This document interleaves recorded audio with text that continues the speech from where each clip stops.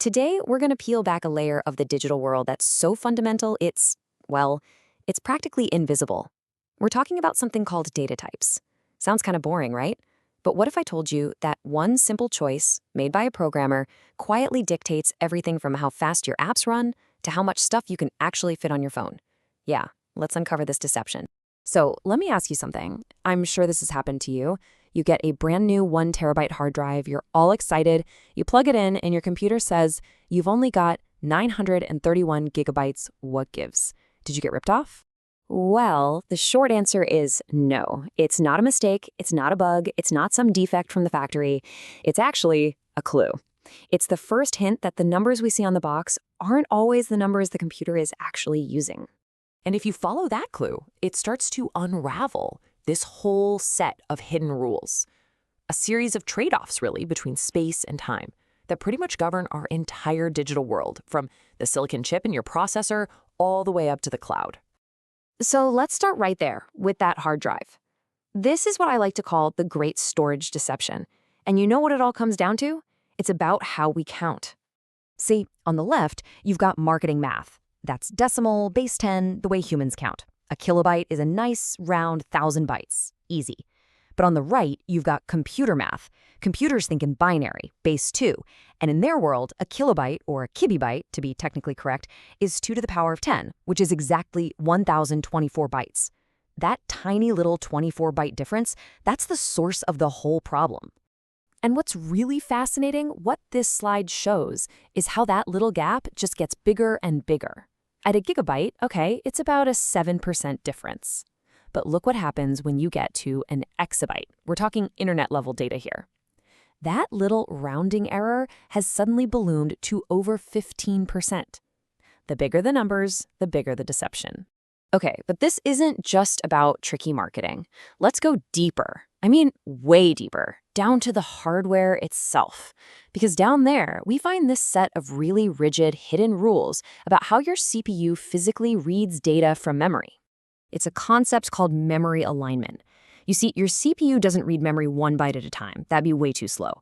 It grabs data in chunks, called words, usually 4 or 8 bytes at a pop. But to do this in one super fast operation, it has a demand. The data starting address has to be a multiple of its own size. So a 4-byte integer has to start at address 0, 4, 8, 12, and so on. It's a non-negotiable rule for getting max speed. So what happens if the data doesn't line up perfectly? The compiler steps in and adds padding. We're talking literally empty, wasted bytes. Just look at this example. We have a 1-byte character followed by a 4-byte integer. To make sure that integer starts at address 4, the compiler just stuffs 3 empty bytes in between. It is intentionally wasting space just to keep the CPU happy and fast. And right here, this is the crucial point. It's our first big trade-off. We can have aligned access, which is the default. It's blazing fast, but it wastes space. Or a programmer can manually force packed access. This saves every single byte, but it makes the CPU do a bunch of extra work, which slows everything down. It always comes back to this: space versus time. All right, let's move up a level, because that same rule, wasting a little space to gain a lot of speed, it doesn't just happen deep in the hardware. It plays out on a massive scale inside databases. And here, a single choice about a data type can make or break the performance of an entire application. Take storing text, for example. You could use a data type called char. It's fixed length. If you say 20 characters, it always uses 20 bytes. It's predictable, and that makes looking things up about 20% faster, but it wastes a ton of space if your text is short. Or you could use VARCHAR. It's space efficient, but it forces the database to do extra work for every single read. So what do you want, speed or space?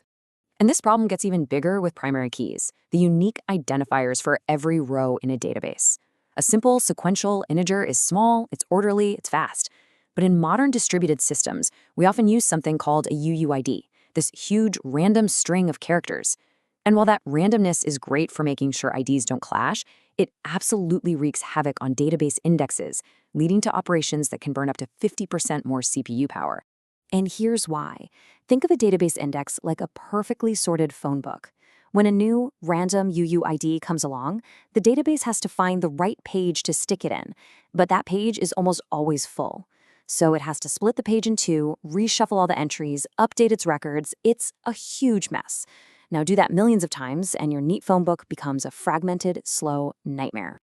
Okay, so these rules, they apply from the bare metal hardware all the way up to massive databases. But what about today's applications? Let's take a look at how these ancient rules are creating brand new challenges in things like AI, web development, and big data. In the world of AI, there's this constant battle over numerical precision. You could use double precision numbers, float 64, which are incredibly accurate. You need them for things like scientific simulations.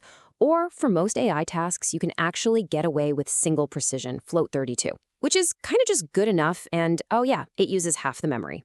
So why on earth would you ever choose to be less precise? Well, because of this. Modern AI hardware, like the tensor cores and NVIDIA's GPUs, are literally built to chew through lower precision numbers. By choosing float 32 instead of float 64, you can get an 8 times performance boost. That's not 8%, that's 8 times. It's a massive, massive advantage. And get this, even in a language like JavaScript, which is supposed to be typeless, the engine is secretly obsessed with data types. The V8 engine that powers Google Chrome tries to guess the shape of your data to optimize the heck out of it. As long as you keep using your data in a consistent way, your code stays on the fast path.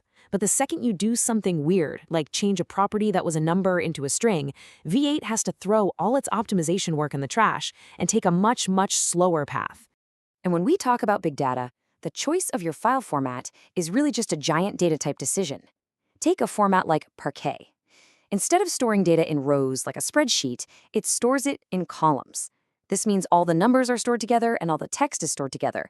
This structure lets you do incredible data compression and, this is the key, it lets queries read only the specific columns they need, skipping terabytes of other data. For analytics, it is an absolute game changer. So, as we've seen, from the smallest little byte on a chip to the largest data lake in the cloud, the exact same fundamental choice just echoes through every single layer of computing. It really is the ultimate trade-off.